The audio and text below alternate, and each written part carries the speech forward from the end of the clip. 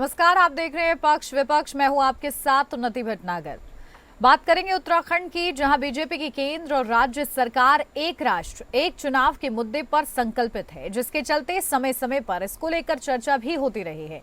इसी क्रम में देहरादून में एक राष्ट्र एक चुनाव पर छात्र नेताओं ने चर्चा की है। इसमें भाजपा के राष्ट्रीय संयोजक ओम प्रकाश धनखड़ और भाजपा प्रदेश अध्यक्ष महेंद्र भट्ट भी मौजूद रहे। सम्मेलन को लेकर राष्ट्रीय संयोजक धनखड़ ने कहा कि साल 1967 तक देश में एक चुनाव होते थे, लेकिन श्रीमती इंदिरा गांधी ने अपने स्वार्थ के लिए राज्यों के चुनाव को अलग कर दिया, जिससे न सिर्फ धन की बर्बादी होती है बल्कि समय भी अधिक व्यर्थ होता है। वहीं भाजपा प्रदेश अध्यक्ष महेंद्र भट्ट ने सम्मेलन को लेकर कहा कि उत्तराखंड के विभिन्न जनपदों से छात्र नेताओं ने प्रतिभाग किया, क्योंकि छात्र नेता किसी भी आंदोलन की नींव होते हैं। इसलिए सम्मेलन के बाद उत्तराखंड में भी इसे लेकर माहौल बनेगा।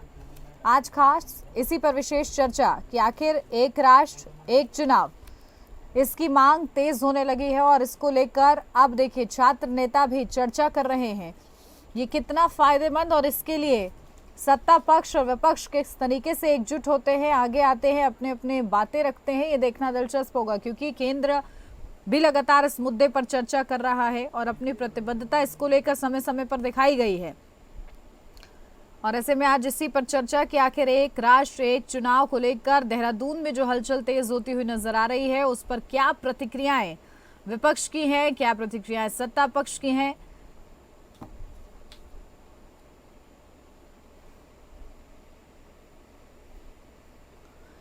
तो चलिए चर्चा की शुरुआत कर लेते हैं। खास मेहमान हमारे साथ जुड़ गए, सीधा आपको रूबरू कराती हूँ। हमारे साथ प्रमोद कपड़ुआड़, प्रवक्ता कांग्रेस पार्टी से जुड़ गए हैं। प्रमोद जी, बहुत स्वागत है आपका। हमारे साथ सत्यवीर चौहान, प्रवक्ता भाजपा से जुड़ गए हैं। सत्यवीर चौहान जी, आपका भी बहुत स्वागत है। और शुरुआत सत्यवीर जी आप ही के साथ करना चाहूंगी, क्योंकि जिस तरीके से एक राष्ट्र एक चुनाव, डबल इंजन की सरकार लगातार ये जिक्र करती रही है, लेकिन क्योंकि उत्तराखंड में अब हलचल तेज होती हुई नजर आ रही है, क्या स्टैंड इस पर आप लोगों का और क्या रणनीति स्पष्ट है आप लोग की?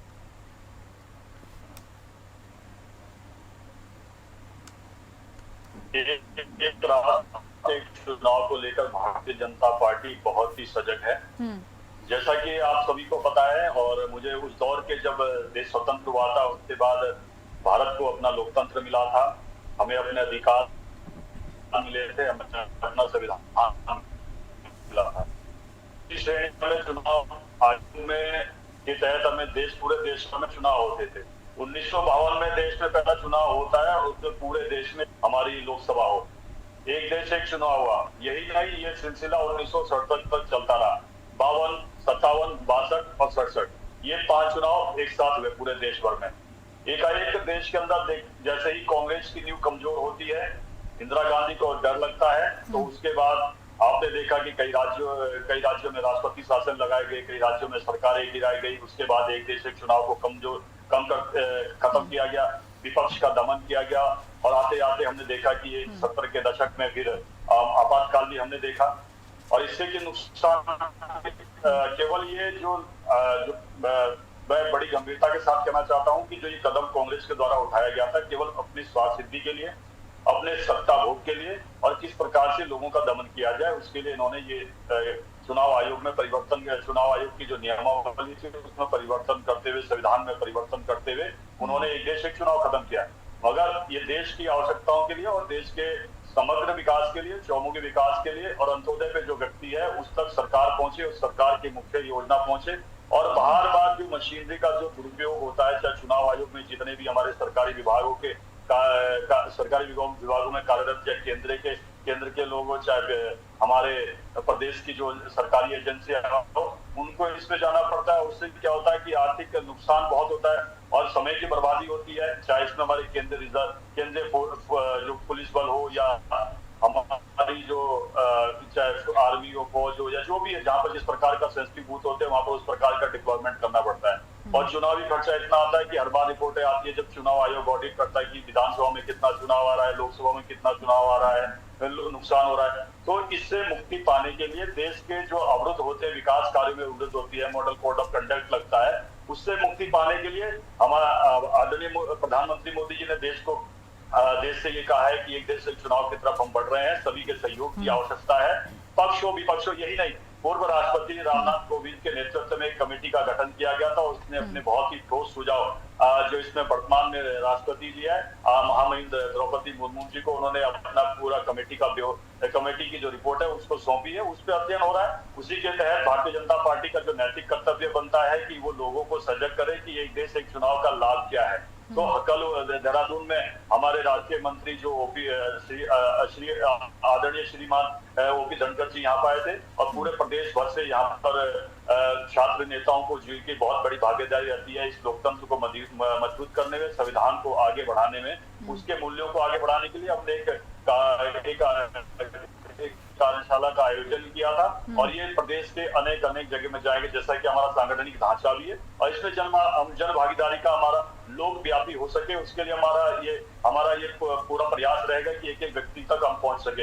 ये गांव तक जाएगा, कस्बे तक जाएगा, मोहल्लों तक जाएगा, सभी जगहों तक जहां तक जाते, चाहे महाविद्यालय हो, चाहे विद्यालय हो, चाहे स्कूल हो, वहां तक हम इसको ले जाने का कार्य करेंगे, सभी को जागरूक करने का काम करेंगे कि ये पूर्णतः देश के हित में है।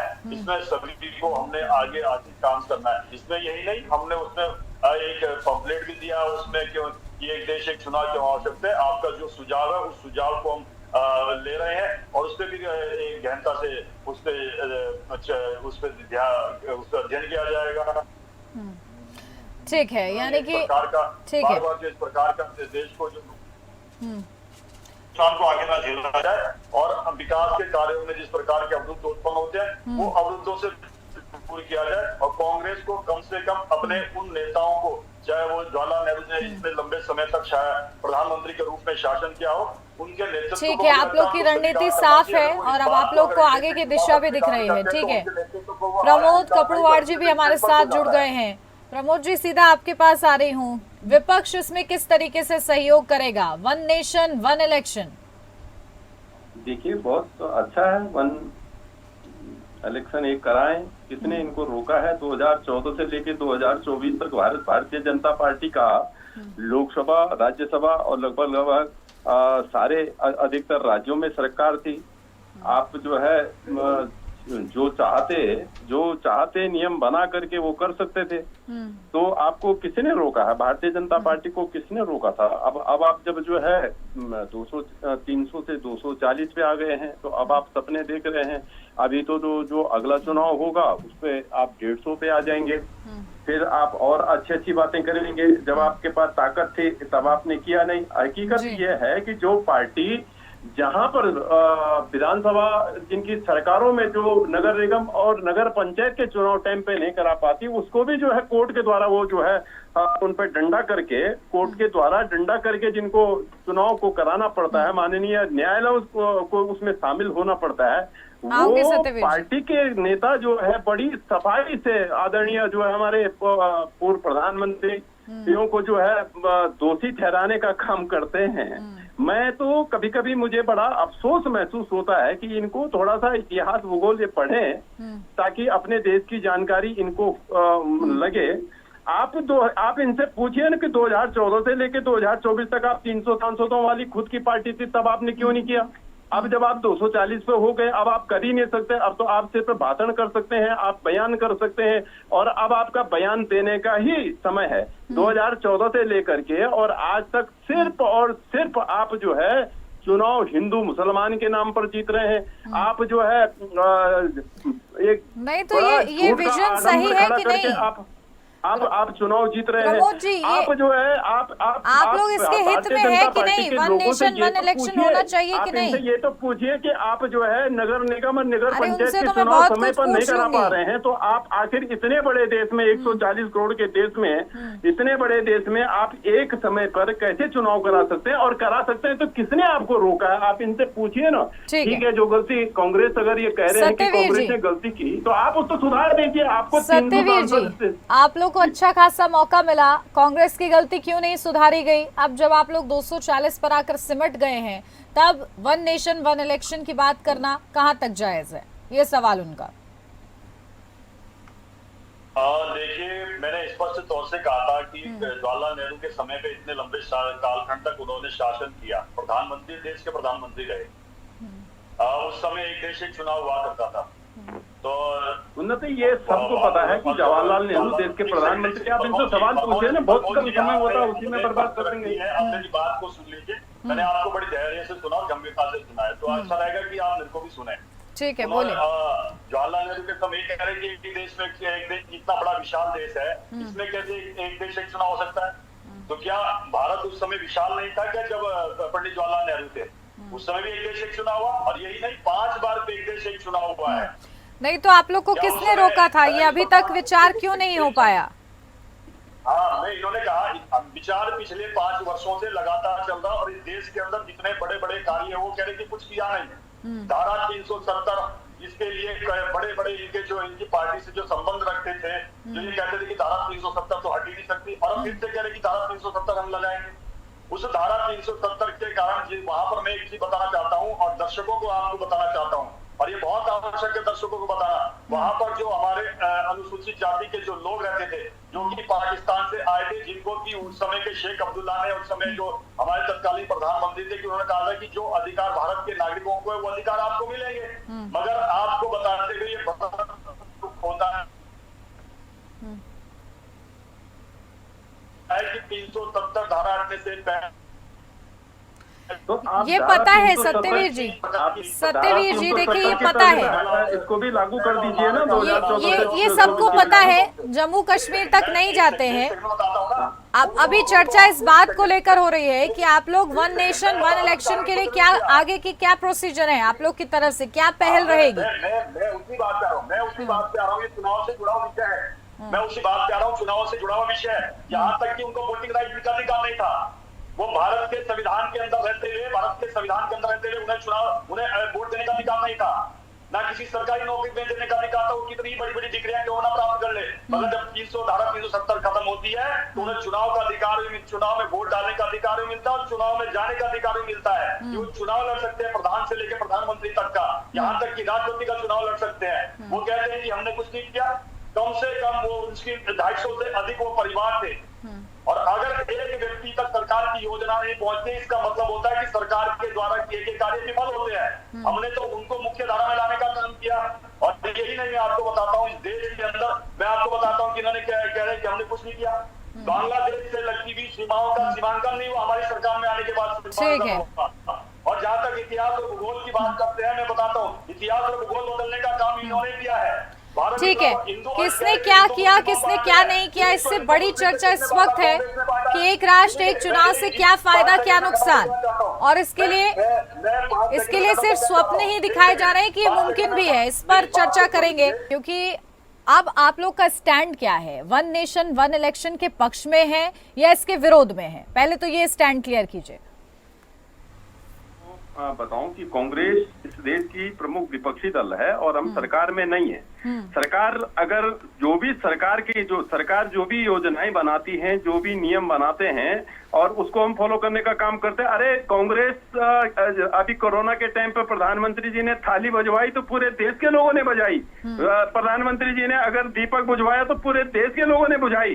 तो आप ये नहीं कह सकते कि भाई जो आप बताओ 2014 से लेकर 24 तक इनके पास सरकार थी, ये जो मर्जी करते। आप तो अभी 370 का इन्होंने जिक्र किया, 370 इन्होंने हटाई, तो कौन से कांग्रेस ने उसमें कोई धरने कर दिए, प्रदर्शन कर दिए, आंदोलन कर दिए?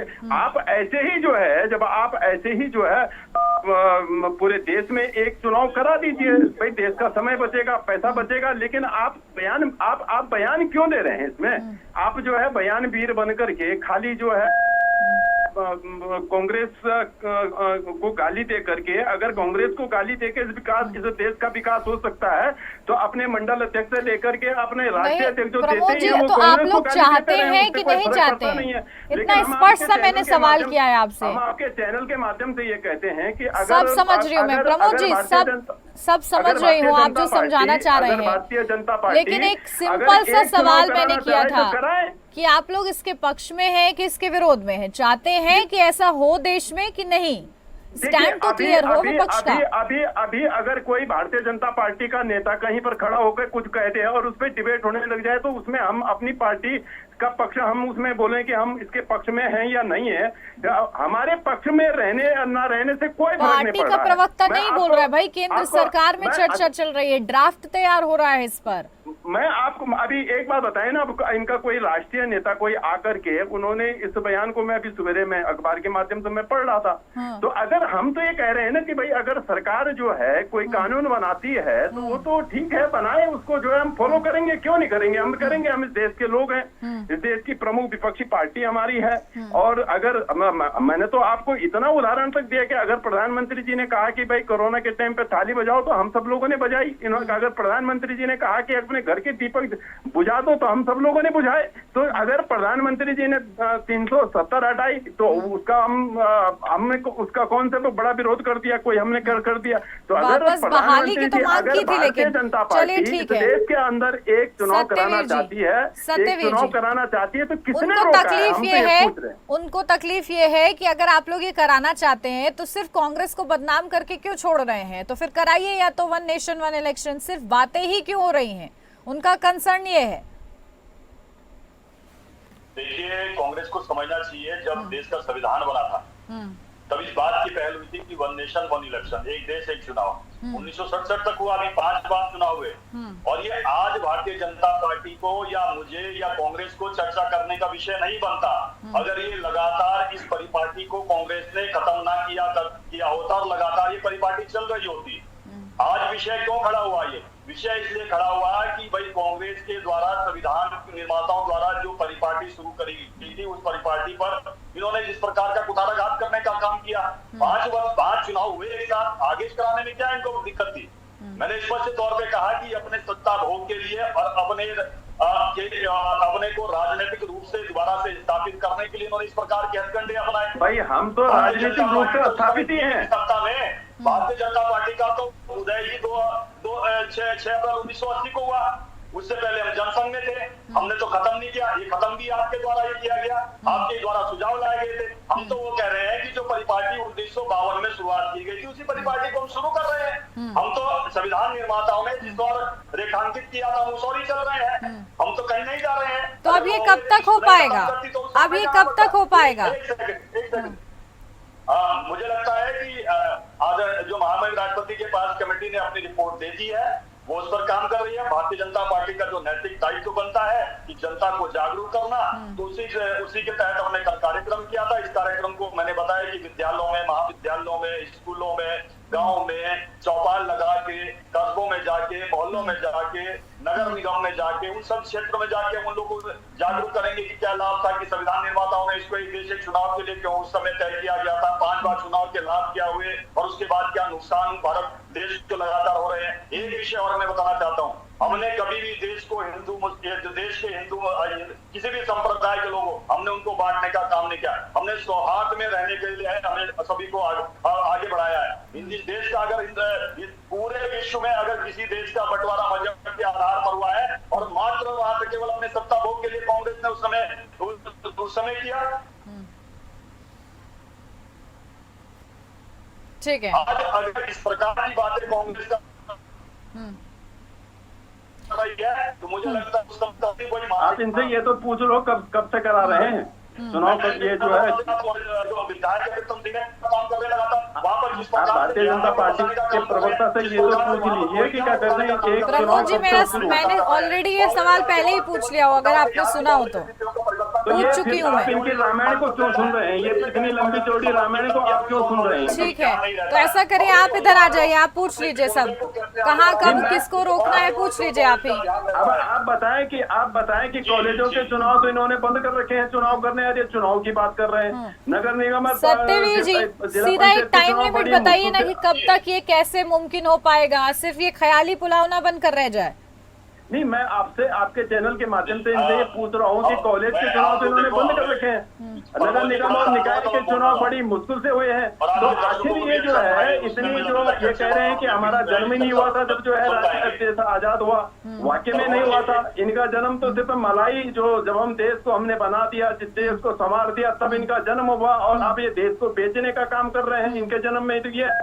तो ये इन्होंने खुद ही स्वीकार किया है। तो कांग्रेस ने इस देश के लिए, इस देश की एकता के लिए, इस देश की अखंडता के लिए, इस देश को बनाने के लिए बहुत सारी कुर्बानियां दी है।